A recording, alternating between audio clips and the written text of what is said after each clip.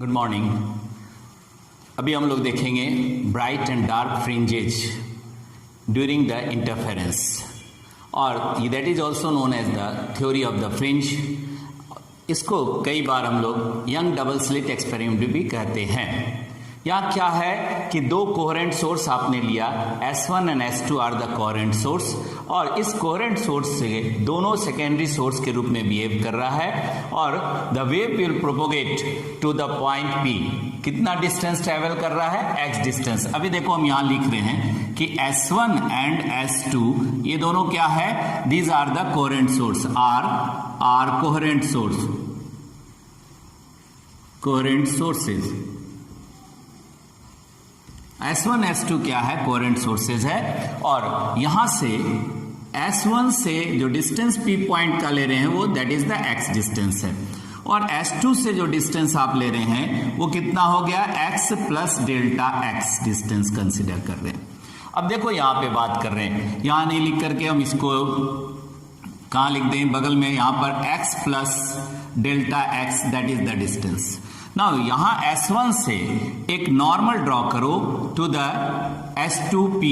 इस लाइन पे जो S2P डिस्टेंस है उसमें नॉर्मल आपने ड्रॉ किया, S1 से n नॉर्मल ड्रॉ किया। नॉर्मल मीन्स 90 डिग्री, और 90 डिग्री आप यहां देख रहे हैं बनाया हुआ है 90 डिग्री। अभी S1 से लेकर के सर्टेन दूरी जो आप ले रहे हैं, मान लो यहां पे A पॉइंट कंसिडर किए, यहां पे B पॉइंट कंसिडर किए, ठीक है। तो A पॉइंट जो आप कंसिडर किए उसका स्लिट की डिस्टेंस को हम कंसिडर कर रहे हैं। यहां पे स्लिट का डिस्टेंस हो गया, दो स्लिट जो सोर्स जो आप ले रहे हैं S1 S2, और इसमें जो स्लिट का डिस्टेंस है that is the D distance. कितना डिस्टेंस कंसिडर कर रहे हैं? D डिस्टेंस कंसिडर कर रहे हैं। और स्लिट और स्क्रीन के बीच का दूरी आपने कितना लिया? D डिस्टेंस लिए। अभी ये सेंटर जहां पे ब्राइट फ्रिंज बन रहा है वहां पे देख रहे हैं, क्योंकि यहां से जो डिस्टेंस जाएगा S1 से लेकर के O तक जो डिस्टेंस जाएगा, और S2 से लेकर के O तक जो डिस्टेंस जाएगा, दोनों सेम डिस्टेंस मूव करेगा, तो यहां ब्राइट फ्रिंज बनेगा। तो ये दूरी कितना होगा? तो यहां पर हम लिख सकते हैं कि टोटल डिस्टेंस आपने क्या लिया है और क्या लिए हो? That is the D between the S1 and S2। जो सोर्स है, दोनों सोर्स के बीच का दूरी कितना है? D है। अब यहां पे हम मान लेते हैं, सपोज करो कि it is the C point. ये क्या है? C पॉइंट है। सो CO या C से लेकर के यहां पर OA का दूरी कितना हो गया? That is the D/2। और फिर OB का डिस्टेंस भी कितना हो गया? दूरी कितना है? D/2। So this is the arrangement. अभी हमको क्या निकालना है? ब्राइट फ्रिंज और डार्क फ्रिंज का जो फॉर्मेशन हो रहा है वो उसका पोजीशन क्या क्या है, किस पोजीशन पे ब्राइट है, किस पोजीशन पे डार्क है। तो हमको यहाँ पे पाथ डिफरेंस को देखना है, और पाथ डिफरेंस या बोल सकते हैं कि पाथ डिफरेंस दोनों वेव्स में, जो एक वेव S1 से निकल रहा है, एक वेव S2 से निकल रहा है, उसके बीच में पाथ डिफरेंस कितना है? तो S2n, यहां से ये पाथ डिफरेंस हो गया delta x। Delta x is the path difference. अब देखो यहाँ पे एक चीज और बता रहे हैं कि ये जो पाथ डिफरेंस, ये यहां पर अगर 90 डिग्री है तो ये भी एंगल का कितना हो जाएगा? 90 डिग्री हो जाएगा। अभी आगे बात करेंगे। तो ये अरेंजमेंट है। अब हमको यहां पे पाथ डिफरेंस निकालना है delta x। That is the पहला काम करेंगे हम लोग, पोजीशन कैलकुलेट करेंगे, ब्राइट और डार्क फ्रिंजेज का पोजीशन लेना है। फिर एंगुलर पोजीशन कंसीडर करेंगे, और फिर फ्रिंज विड्थ लेंगे, मींस दो सक्सेसिव ब्राइट और डार्क के बीच का डिस्टेंस कितना है, दैट इज कॉल्ड विड्थ। ठीक है, तो ये अभी हम लोग यहाँ पे देखने जा रहे हैं। सबसे पहले हमको निकालना है position of bright and dark fringes. तो ऐसे में पोजीशन डिफरेंस कितना है? That is the path difference.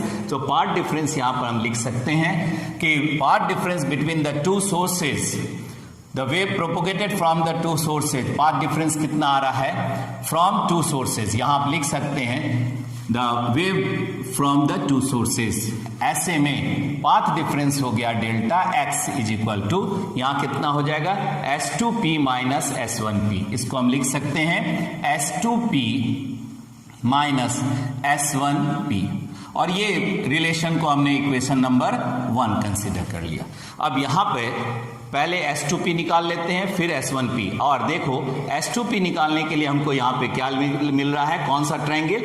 S2PB। ये एक ट्रायंगल बन रहा है, ठीक है। तो यहाँ पे हम ले रहे हैं in triangle in triangle, triangle क्या है, दैट इज द S2PB। अब इसमें पाइथागोरस थ्योरम यूज करेंगे।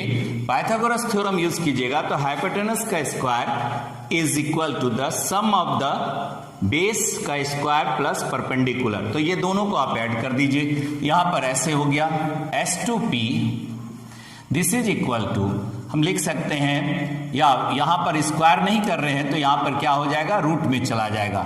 रूट में आप पहले दिखा दो, रूट में ही लिख देते हैं, that is the in the root, root में कितना आ गया, S2B का होल स्क्वायर प्लस S2 यहां पर आ गया B, ये हो गया BP का होल स्क्वायर। अब देखो यहां पे एक चीज लिखा हुआ है, O से लेकर के जो लीनियर पोजीशन आप ले रहे हैं P पॉइंट का, वो Y डिस्टेंस तक है, O से लेकर के Y तक Y डिस्टेंस कंसीडर किए। लीनियर पोजीशन जो O से P तक का लीनियर पोजीशन Y कंसीडर कर रहे हैं, क्योंकि Y क्या है, Y को एक कंपोनेंट Y में देख रहे हैं, इसलिए Y कंसीडर किए। अब यहां पे बात कर रहे हैं कि इस वैल्यू को आप ऐसे भी लिख सकते हो, S2P that is equal to, यहां पर इसको हम लिखेंगे S2B whole square plus BP whole square, और ये हो गया हाफ, रूट की जगह पे हाफ कर दिए। अब ऐसे में अब S2P के या S2B का वैल्यू कितना है, D के बराबर है, इसको अब यहां लिख सकते हैं S2P that is equal to, यहां आ गया D का स्क्वायर प्लस, और ये कितना दूरी हो गया, BP कितना दूरी हो गया, BP that is the Y plus D by to, D by to कितना टोटल लेंथ, टोटल जो स्लिट का डिस्टेंस है वो D है, तो हाफ हो गया फ्रॉम द सेंटर लाइन से हाफ नीचे हो गया D बाई टू, हाफ ऊपर हो गया D बाई टू। तो ऐसे में हम इसकी जगह पे रख दिए, BP के जगह पे Y plus D by two and this is the whole square, और ये हो गया हाफ। अब इस रिलेशन को हम आगे देख रहे हैं, यहां पे ये S2P के जगह पे, अब D को हम बाहर ले लेंगे, यहां पे S2P is equal to D बाहर कर दिए, अब ये वैल्यू हो गया 1 प्लस, यहां हो गया Y plus D by two whole square by D square, और यहां हो गया हाफ। नाउ ये रिलेशन जो है, इसमें इसको इक्वेशन नंबर 2 मान लेते हैं, दैट इज द इक्वेशन 2। इस रिलेशन या इक्वेशन 2 को यहां पर हम लोग यूज करेंगे binomial expansion, by using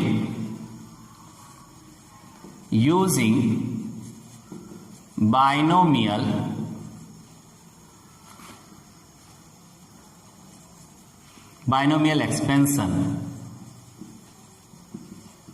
for, किसके लिए, for 1 plus Y plus D by to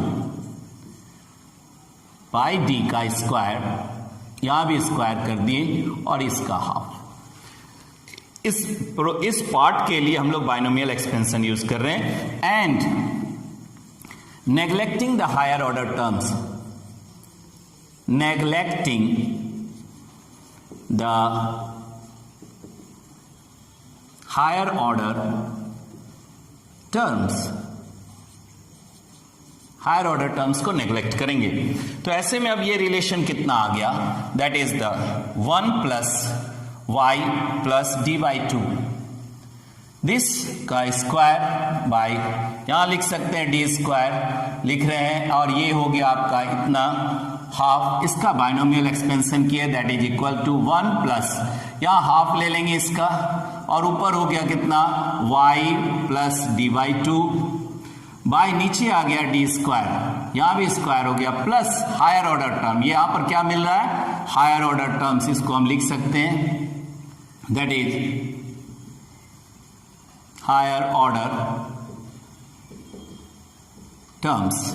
अब देखो यहां पे, इसका मतलब हायर ऑर्डर टर्म्स को अभी आपने लिखा है कि नेग्लेक्ट करना है, तो क्या बचा हमारे पास, जो रिलेशन बचा उसको देखो यहां पे लिख सकते हैं। अब ये रिलेशन हमारे पास आ गया, that is the 1 plus Y plus D by two का whole square by D square, यहां पर हो गया half, that the half by two is equal to, यहां भी आप लिख दिए 1 plus Y plus D by two whole square by 2D, क्योंकि हायर टर्म्स को आपने क्या किया, नेग्लेक्ट कर दिया। तो ये पार्ट हमारे पास बचा। अब इसको यहां पर ले लेंगे using this relation number 3 in equation 2, ठीक है, यूजिंग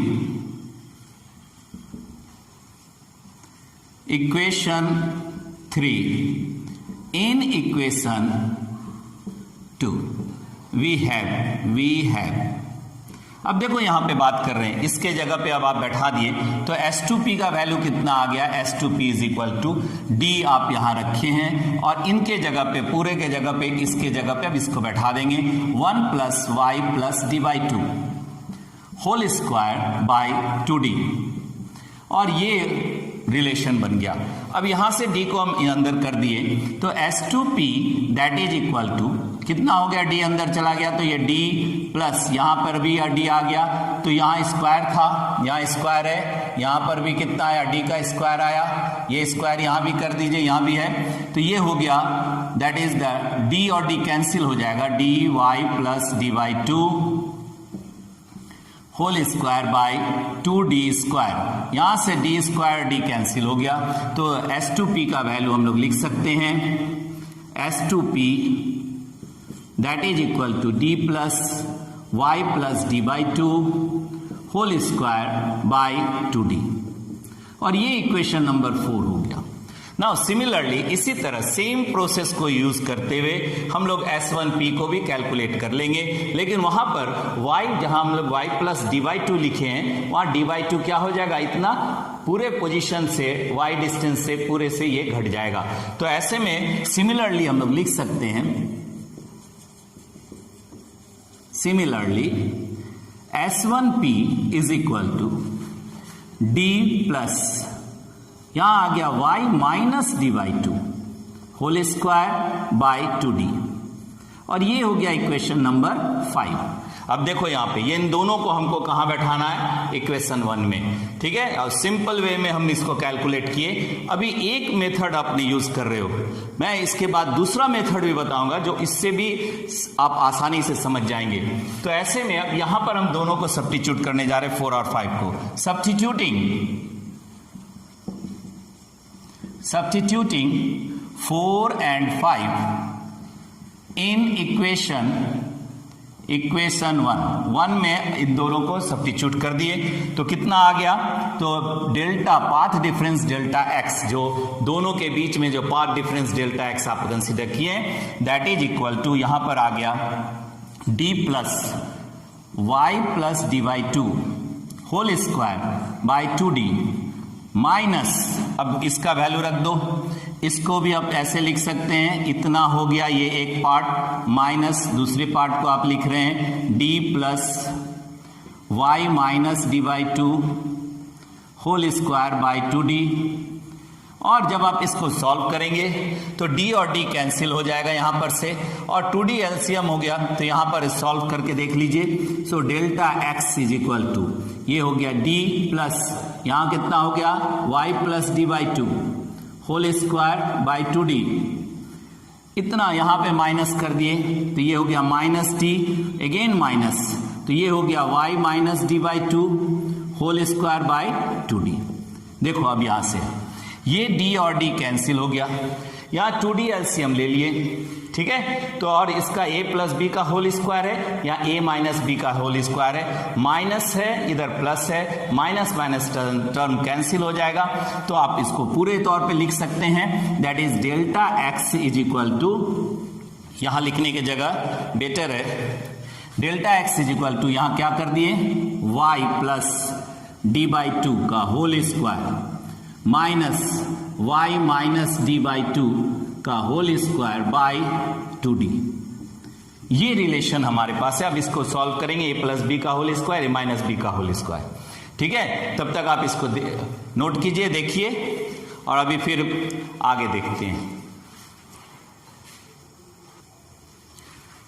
देखिए यहां पे अब ये क्या है डेल्टा x, अब यहां लिख रहे हैं part difference delta x is equal to a plus B का होल स्क्वायर, सीधा सीधी y square plus D by 2 का होल स्क्वायर प्लस 2y यहां लिख सकते हैं y बाई डी बाई 2, इतना आ गया, ये एक टर्म हो गया y प्लस d/2 का माइनस यहां पे लिख रहे हैं that is the y square plus d/2, यहां पर भी हो गया whole square minus 2y d/2। ये हो गया रिलेशन और नीचे आ गया जो एलसीएम आपने लिया 2d। पाथ डिफरेंस आप निकालें यहां पे, this is the path difference, delta x is equal to this much. अब यहां पे ये माइनस अंदर कर दो तो ऐसे में रिलेशन कितना आ गया, delta x is equal to Y square, cancel हो जाएगा, माइनस अंदर करेंगे तो एस डायरेक्ट यहां हम लिख दे रहे हैं, y यहां माइनस करोगे ये भी माइनस हो जाएगा, ये भी माइनस हो जाएगा, ये प्लस हो जाएगा। तो हम प्लस के हिसाब से यहां से 2 और 2 कैंसिल कर दिए, यहां से भी 2 कैंसिल कर दिए, तो कितना आ गया यहां पर, सीधा सीधी आ गया 2yd, 2yd, दो यहां पर यहां प्लस और plus 2id by 2d that is equal to 2 again cancel, so ये yd बाई d, ये इक्वेशन नंबर कितना हो गया, दैट इज द 6th, माने पाथ डिफरेंस आपने निकाल लिया। ठीक है, ये आप कब कैसे यूज किए, तो बाइनोमियल एक्सपेंशन को यूज करके, उसके हिसाब से पाइथागोरस थ्योरम यूज करके और बाइनोमियल एक्सपेंशन को यूज करके निकाले। अब एक और आसान मेथड बता रहे हैं, उसको यहां तक आप देख लीजिए, पाथ डिफरेंस ले लिए, तब जाके हम ब्राइट और डार्क में जाएंगे। लेकिन देखो अभी इसी पाथ डिफरेंस को दूसरे मेथड से देख रहे हैं, कैसे, यहां पर मान लेते हैं, सपोज करो कि S1 और S2 जो दो कोहेरेंट सोर्सेज है उसके बीच का दूरी बहुत ही छोटा है, कह सकते हैं the distance d is very small. यहां पे कंडीशन ले रहे हैं सेकंड केस के लिए, सेकंड मेथड बोल सकते हो, सेकंड अंडरस्टैंडिंग यहां पे बात कर रहे हैं कि मान लेते हैं कि दैट इफ, या बोल सकते हो यहां सेकंड मेथड ले रहे हैं, सेकंड मेथड टू फाइंड कोई पाथ डिफरेंस, ठीक है, जो आपने निकाला delta x is equal to Y dy/d, इसको हम लोग कैलकुलेट कर रहे हैं सेकंड मेथड से, इसको निकालने जा रहे हैं। और ये क्या क्या बात आप एज्यूम कर रहे हो कि मान लेते हैं, पहला केस आपने यहां देखा, पहले यहां पे समझो बात को कि S1 और S2 the 2 point sources, 2 coherent sources are of very narrow and very close to each other, दोनों एक दूसरे के बहुत नजदीक है, इस तरह नजदीक है कि d जो डिस्टेंस है वो स्क्रीन से काफी छोटा है। मतलब हम कह सकते हैं कि इफ मान लो कि that d is less than capital D, screen का distance from the slit is much greater than the distance between the two sources S1 and S2, तो ये आपने कंडीशन पहला रखा। दूसरी बात क्या ले रहे हैं कि ये जो डिस्टेंस क्योंकि बहुत बड़ा है, तो यहां से 3 पॉइंट जो आप ले रहे हैं, कंसीडर कर रहे हैं S1 C S2, ये तीनों पॉइंट से जो वेव वहां पर पहुंच रहा है, they are making the angle of very small angle, that is the theta angle. तो ऐसे में ये तीनों वेव्स जो जा रहा है, this 3 waves are very close and parallel, ये तीनों पैरेलल मूव कर रहा है to that of the point. क्यों? क्योंकि D बहुत दूर होने के कारण यहां पर ये तीनों पैरेलल, ऑलमोस्ट पैरेलल है। कैसे देखेंगे, तो इस तरह देख सकते हैं, यहां पे S1 हो गया, यहां पे C हो गया और यहां पे D हो गया, S2 हो गया। और सपोज करो कि बहुत दूर पे कहीं हम लोग ले रहे हैं, P पॉइंट यहां ले रहे हैं, ठीक है, बहुत दूर, तो यहां से भी आप लगभग पैरेलल जा रहा है, यहां से भी लगभग पैरेलल जा रहा है, ठीक है। तो जो एंगल आपने यहां पे लिया थीटा एंगल, सेम एंगल हम यहां भी ले रहे हैं थीटा एंगल, सेम एंगल यहां भी ले रहे हैं थीटा एंगल। क्यों ऐसा दिख रहा है? क्योंकि पॉइंट जो है वो काफी डिस्टेंस पे है।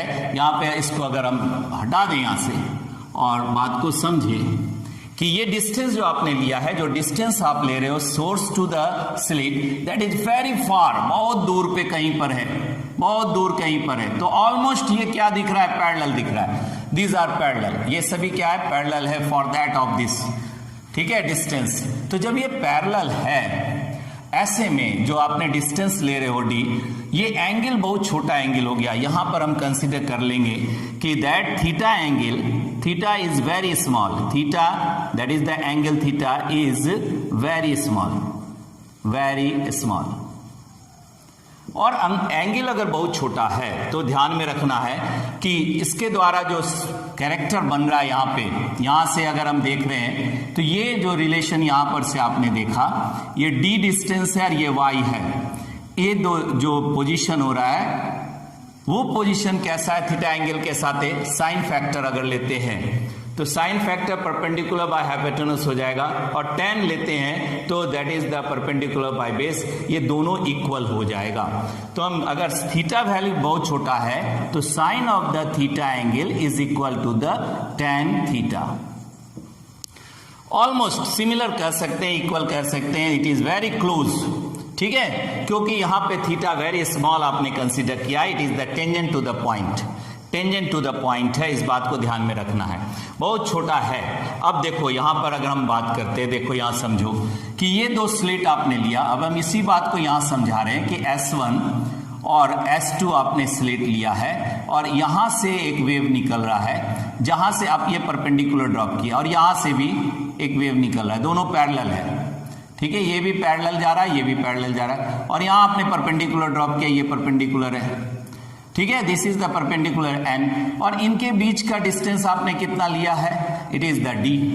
तो अगर यहां परपेंडिकुलर है तो इधर भी परपेंडिकुलर हो गया, इट इज 90 डिग्री, ठीक है। अब देखो ये अगर यहां से बात करें कि यहां थीटा बना रहा है, यहां थीटा बना रहा है, तो ये एंगल कितना हो गया, दिस इज द 90 माइनस, यहां पर आप ले रहे हैं थीटा है, तो ये इसके साथ अगर लेते ये डिस्टेंस d है, तो ये कितना हो जाएगा, दैट इज द थीटा यहां बना रहा है 90 माइनस थीटा, 90 माइनस थीटा, तो ये एंगल भी कितना हो गया, this angle is also theta. ये हुआ ज्योमेट्रिकली, आप समझ रहे हो बात को, ये परपेंडिकुलर हो गया, यहाँ थीटा इसके साथ है, यहाँ भी थीटा आप देख रहे हैं, तो ये हो गया 90 माइनस थीटा, तो ये एंगल हो गया। अब ये थीटा एंगल अगर हम निकालना चाहते हैं, थीटा एंगल यहाँ निकाल रहे हैं, तो थीटा एंगल क्या हो गया, ये आपका डिस्टेंस हो गया, ठीक है, तो साइन आप वैल्यू ले रहे हैं और tan को भी लेंगे, tan के लिए भी कंडीशन आपके पास है, तो अगर हम यहां साइन का वैल्यू लेते हैं तो sine of the theta is equal to perpendicular, ये परपेंडिकुलर डिस्टेंस, ये जो डिस्टेंस आप ले रहे हैं वो परपेंडिकुलर डिस्टेंस क्या है, that is the path difference, तो हम यहां लिख सकते हैं डेल्टा एक्स बाई ये d हो गया, इसको एक रिलेशन मान लिए 1। देखो यहां से क्लियर बात समझो, ठीक है, परपेंडिकुलर आपने ड्रॉप किया है तो ये भी 90 हो जाएगा, और यहाँ एंगल थीटा है तो यहाँ भी एंगल थीटा है, this is also the angle theta, ये भी एंगल थीटा है, ठीक है, तो यहाँ भी एंगल कितना आया, थीटा आया।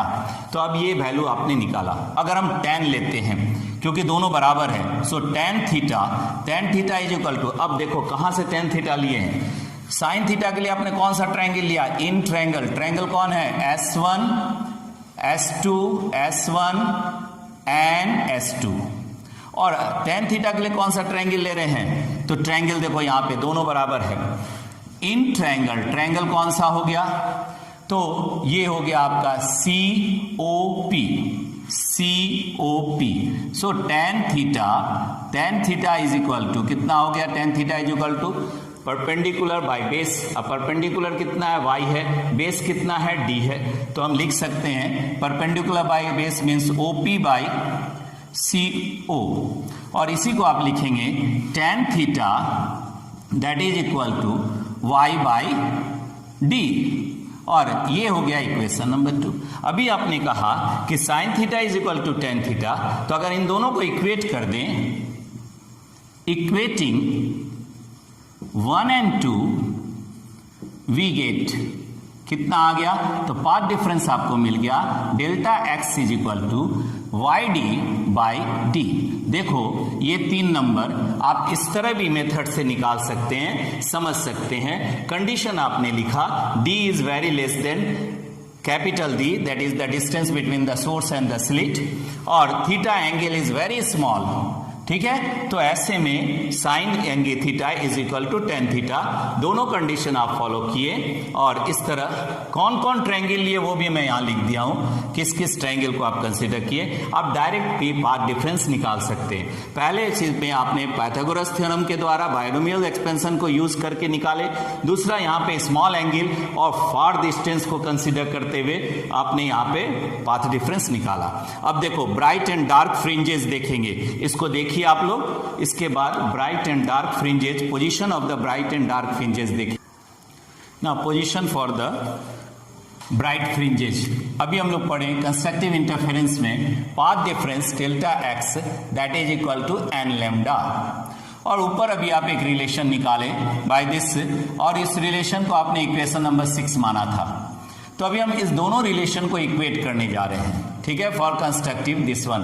सो ऐसे में ब्राइट फ्रिंजेज कहाँ कहाँ आएगा ये हमको मिल जाएगा इक्वेटिंग द एबव 6 एंड 7, दोनों को इक्वेट कर देते हैं। इक्वेटिंग इक्वेशन 6 एंड 7, तो ऐसे में आप लिख सकते हो कि that Y D by D that is equal to N lambda. अब यहां से इस रिलेशन से हम y निकाल सकते हैं, और एंड मतलब यहां पर आ गया y is equal to N lambda capital D by small d, और जो ये इक्वेशन नंबर 8 आया, यहां पे n का वैल्यू रखेंगे। n is the integer, n क्या है, इंटीजर है, 0 1 2 एंड सो ऑन। इस तरह करके आप देखते जाएंगे तो y का डिफरेंट वैल्यूज आपको मिलेगा। तो डिफरेंट वैल्यूज क्या मिलेगा, y अगर n अगर 0 लेते हैं, for n is equal to 0, यहां लिख दे रहे हैं n इज इक्वल टू 0 अगर आप कंसीडर करते हैं, for n is equal to 0, so y 0 कितना हो गया, दैट इज इक्वल टू 0। इसका मतलब पहला पोजीशन आपका y 0 पे ब्राइट फ्रिंज बन रहा है, क्योंकि हम लोग पोजीशन ऑफ द ब्राइट ले रहे हैं, तो centre maxima that is the bright b आप यहां पे लिखे हैं, ठीक है। और अब आगे बढ़ रहे हैं कि n इज इक्वल टू अगर 1 लेते हैं तो y1 that is equal to कितना हो गया, तो ये हो गया लेमडा d बाई डी, और इसको इक्वेशन आपने कहा कंसीडर किया lambda d by D means 1 lambda के पास d और d दोनों कांस्टेंट है, दोनों कांस्टेंट है, स्लिट का डिस्टेंस कांस्टेंट है और the slit to the screen, इन दोनों का डिस्टेंस भी कांस्टेंट है। तो ऐसे में आप देख रहे हैं और लिख सकते हैं दिस इंप्लाइज कि y is equal to y is directly proportional to lambda, lambda की दूरी पर आप बात कर रहे हैं। अब लेमडा 1 होगा, लेमडा 2 होगा, तो आप यहां से लेकर के यहां तक का फर्स्ट जो आप यहां से लेकर के सेकंड ब्राइट तक का कितना डिस्टेंस आ गया, that is the lambda distance आ गया। ये डिस्टेंस जो आप देख रहे हैं वो 1 लेमडा का हो गया, ठीक है। अब इसी तरह हम आगे बढ़ते चले जा रहे हैं। तो n इज इक्वल टू अगर 2 कंसिडर करते हैं तो y फॉर द 2 ये कितना हो गया, तो twice lambda d by D. फिर आप देख रहे हैं कि मैंने आपने एक जनरल रिलेशन लिख दिया, क्योंकि दोनों कांस्टेंट है। कौन कौन सी कांस्टेंट है, तो d small d and d ये दोनों क्या है, दीज आर कांस्टेंट, ये कांस्टेंट है। तो इसका मतलब पोजीशन किस पे डिपेंड कर रहा है, वेवलेंथ पे, और फर्स्ट वेवलेंथ पे फिर एक वेवलेंथ पे फिर ब्राइट आया, फिर दूसरे वेवलेंथ पे फिर ब्राइट आया, जो आप यहां देख रहे हैं, ठीक है। इस तरह करके आप यहां पे बनाया हुआ है कि bright at the centre, first lambda में फिर 1 लेमडा में फिर ब्राइट हो गया, फिर सेकंड लेमडा 2 लेमडा जब आप ले रहे हैं यहां से यहां तक, दैट इज द 2 लेमडा। जब आप यहां से लेकर के यहां तक की दूरी आपने 2 लेमडा कंसीडर किया, फिर आपको मिल रहा है, ठीक है, ब्राइट। तो ये एक जनरल केस बन गया। और इसी को हम अगर n टर्म्स फॉर n लेते हैं, n पे आपने निकाला y for the n that is equal to n lambda d by D, और एक और n प्लस 1 ले लिए, तो यहां हो गया n plus 1 into lambda d by D. ये रिलेशन आपका पोजीशन से आ रहा है। जैसे जैसे आप लेमडा पे जाते जा रहे, लेमडा 1 लेमडा 2 लेमडा 3 लेमडा, तो ब्राइट अगेन ब्राइट फ्रिंजेस आपको मिल रहा है, ठीक है। तो ये रिलेशन आपके पास आया, इसको देखिए। अब यहां पर हम बात कर रहे हैं इस फ्रिंज के साथ, अगर विड्थ अगर देखते हैं तो मतलब 2 ब्राइट बैंड का सक्सेसिव ब्राइट जो आपका आ रहा है मैक्सिमम, उस ब्राइट के बीच का विड्थ कितना है, चौड़ाई कितने है, तो विड्थ ले रहे हैं that is for the bright fringes, ठीक है, विड्थ फॉर ब्राइट फ्रिंजेस। तो फॉर 2 सक्सेसिव विड्थ ले रहे हैं, that is b is equal to, अब यहां पर y का कोई भी 2 सक्सेसिव रिलेशन ले लो, तो अगर हम यहां ले y n plus 1 minus y n, और इसको आप लिख दीजिए b is equal to Y N plus one, यहाँ पे आपने लिखा n plus one lambda D by D minus यहाँ पर आ गया n lambda D by D. और देखो यहाँ पे दो टर्म यहाँ पर है n lambda D by D और n कट जाएगा, सो एक पोजीशन बच जाएगा that is beta, that is the fringe width. इसी को हम क्या कहेंगे, fringe width, width of the bright fringes है। तो ऐसे में ये वैल्यू कितना आ गया, लेमडा डी बाई डी, और ये रिलेशन आपका 9 नंबर रिलेशन आ गया, दैट इज द 9। तो हम लोग किसके लिए देखे, position for the bright fringe देखे। अभी हम लोग देखेंगे position for the dark fringe, और फ्रिंज विड्थ भी उसके साथ ही निकालेंगे। Now see the position for the dark fringe, और डार्क फ्रिंज करने के लिए फिर यहाँ पर path difference for destructive interference है। तो destructive interference that is equal to आपने लिया था 2n प्लस 1 और यहाँ हो गया that is the lambda by 2। अब इस रिलेशन को और इसको अगेन हम मान लेते हैं, यहाँ पर 9 आया था, इसको हम सपोज करो कि 10 रिलेशन मान रहे हैं। अब इस जगह पे अगर हम बात करें 10 रिलेशन को, दोनों को इक्वेट कर दो, इक्वेटिंग 6 and 10। तो ऐसे में हमारे पास पाथ डिफरेंस कितना हो गया, तो यहां पर भी आप लिख सकते हो y small d by D is equal to 2n plus 1 lambda by 2 by this. अब यहां से d को ऊपर कर दिए तो ये हो गया आपका y is equal to 2n plus 1 और ये हो गया लेमडा d बाई 2d। ये जनरल रिलेशन बन गया, this is the general relation for the position of the dark fringes. Dark कहां कहां है, तो डार्क ब्लैक करके दिखा रहे हैं, that is the dark positions. ठीक है, तो डार्क पोजीशन आप कैसे ले रहे हैं, तो ये रिलेशन नंबर 11 जो आप देख रहे हैं फॉर द डार्क ले रहे हैं। अब यहां पर फिर n जो है, n इज द इंटीजर, अब इस n को आप यहां लिख सकते हैं for n is equal to 0 1 2 and so on, इस तरह आगे की ओर ले सकते हैं। तो y फॉर द 0 अगर हम कंसीडर करते हैं, n 0 कर रहे हैं, तो ये पोजीशन हमको क्या मिल रहा है, y n 0 कर रहे हैं, n is equal to 0।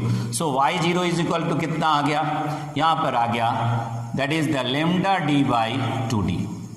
Again वही बात कह रहे हैं कि यहां पर भी हम देख रहे हैं कि the position of the y is directly proportional to lambda, because यहां पर क्या है, d एंड 2d दोनों ही कांस्टेंट है, 2d भी कांस्टेंट है। ठीक है, ये दोनों कांस्टेंट है। तो अगेन फिर यही बात आ रहा है कि लेमडा पे फिर नेक्स्ट लेमडा पे, इस तरह करके हमको डार्क डार्क डार्क डार्क मिलेगा। अगर हम यहाँ पे ले लें n इज इक्वल टू 1, तो ये हो गया y for the 1 is equal to कितना हो गया, n के जगह पे रख दिए 1, तो ये हो गया 3 लेमडा डी बाई 2d। और आगे बढ़ गए और इसको अगर हम यहाँ दिखाते हैं, n is equal to 2 consider करते हैं, y for the 2 that is the 5 lambda D by D 2d। और इस तरह करके अगर हम फॉर n टर्म्स के लिए ले रहे हैं, n के लिए कंसिडर करते हैं, तो ये कितना हो जाएगा 2n प्लस 1, यहां पर आ गया 2n plus 1 lambda D by 2d। और एन वाई अगेन हम n प्लस 1 कंसिडर कर रहे हैं, तो यहां प्लस 1 हो जाएगा, तो ये कितना वैल्यू आ गया, that is the 2n plus 1 plus 1। ठीक है, ये हो गया लेमडा डी बाई 2d। अब यहां से फिर आप इसको सॉल्व कर सकते हैं, तो ये वैल्यू कितना हो जाएगा, that is the 2n plus 3 into lambda D by 2d। अब यह विड्थ निकालना है, width of the dark fringes, width of the dark fringes यहां से हटा दे रहे हैं, नीचे for dark fringes, dark fringe. तो डार्क फ्रिंज के लिए अब हम बात कर रहे हैं, तो इन्हीं दोनों को कंडीशन मान करके that b is equal to fringe width, जिसको आप बीटा से रिप्रेजेंट करते हैं, that is the y n plus 1 minus Y N. Again आप इस वैल्यू को पुट कीजिए and you will find the same relation, वही रिलेशन आपको मिलेगा जो आप यहाँ पे विड्थ का कंडीशन हमारे पास जो पहले आया था ब्राइट के केस में, वही आ रहा है यहाँ पर भी। तो 2n plus 3 lambda D by 2d minus 2n plus 1 lambda D by 2d। यहाँ देखो 2d ये हो गया, ये भी 2d हो गया।